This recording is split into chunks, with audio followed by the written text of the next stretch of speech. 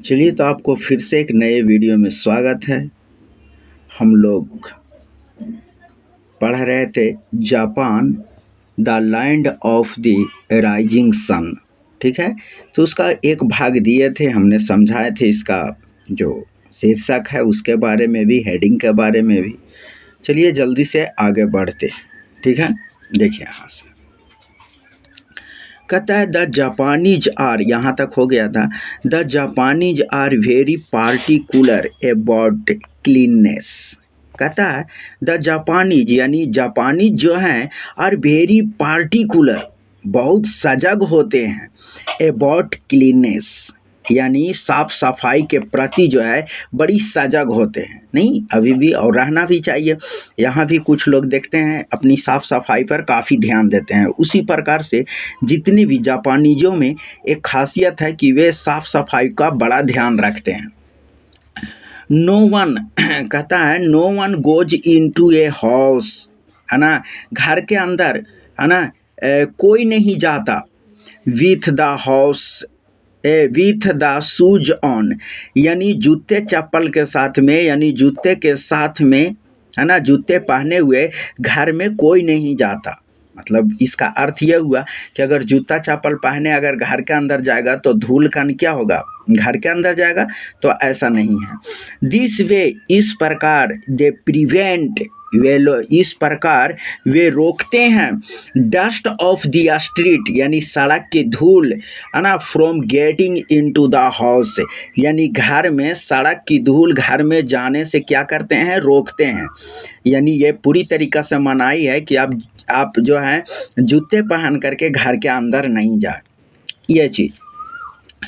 फिर आगे कहता है, अगला जो पैराग्राफ है उसमें कहता है कि हम there are two important festivals, कहता है कि दो महत्वपूर्ण त्योहारें हैं, one for the girls another for the boys, एक लड़कियों के लिए और दूसरा लड़कों के लिए। ठीक है ना, यानी दो वहाँ पे महत्वपूर्ण त्यौहार है, एक, है ना, वन फॉर द गर्ल्स, एक लड़कियों के लिए, अनदर फॉर द बॉयज, और दूसरे लड़कों के लिए। द फीस्ट ऑफ डॉल्स, यानी गुड़ियों की त्यौहार या गुड़ियों की उत्सव कह सकते हैं, वही त्यौहार द फीस्ट ऑफ उत्सव भी कह सकते हैं, और नहीं तो फिर फेस्टिवल का ही ये जो है शॉर्ट फॉर्म है।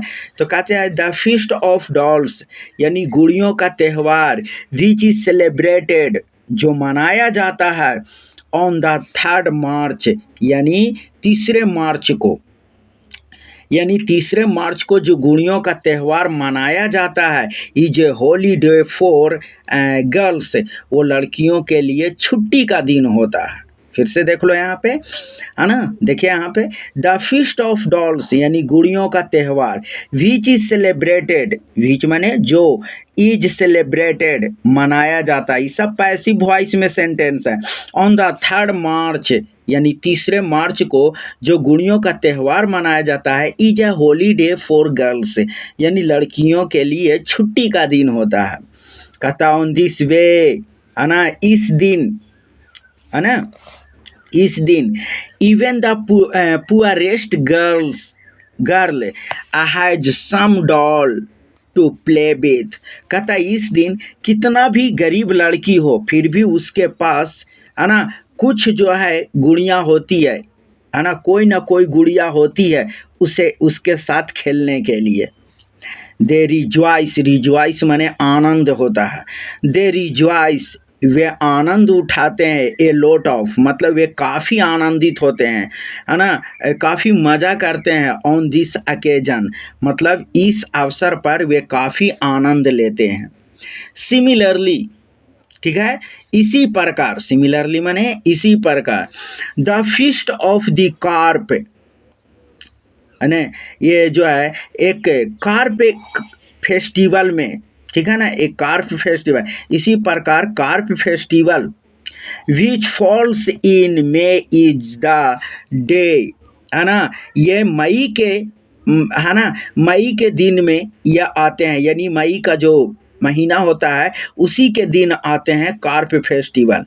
When every boy in Japan, जो जापान में प्रत्येक लड़का flies A kite which looks like a fish, है ना। जो प्रत्येक लड़का जापान में जो प्रत्येक लड़का है वो क्या करता है, उसी मछली यानी कार्प एक मछली है, उसी के जैसा मछली के जैसा पतंग बना करके उड़ाता है, यानी मछली के जैसा दिखने वाला। देखिए यहाँ पे कह रहा है ना, when every boy in Japan, यानी जापान में प्रत्येक लड़का फ्लाइज उड़ाता है, ये काइट मतलब एक पतंग है ना, पतंग उड़ाता है, which looks like a fish, जो देखने में कैसा होता है, मछली के जैसा, है ना।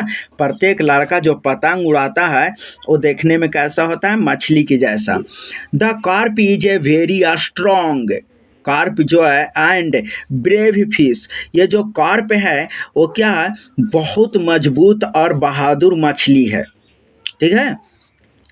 एवरी बॉय इन जापान, यानी जापान का प्रत्येक लड़का होप्स, आशा करता है, टू ग्रो अप, यानी बड़ा होकर, यानी उस जापान का जो उड़ाता है उसके पीछे की भी एक रहस्य है, और रहस्य यह है कि वो उसी मछली के जैसा क्यों पतंग उड़ाता है।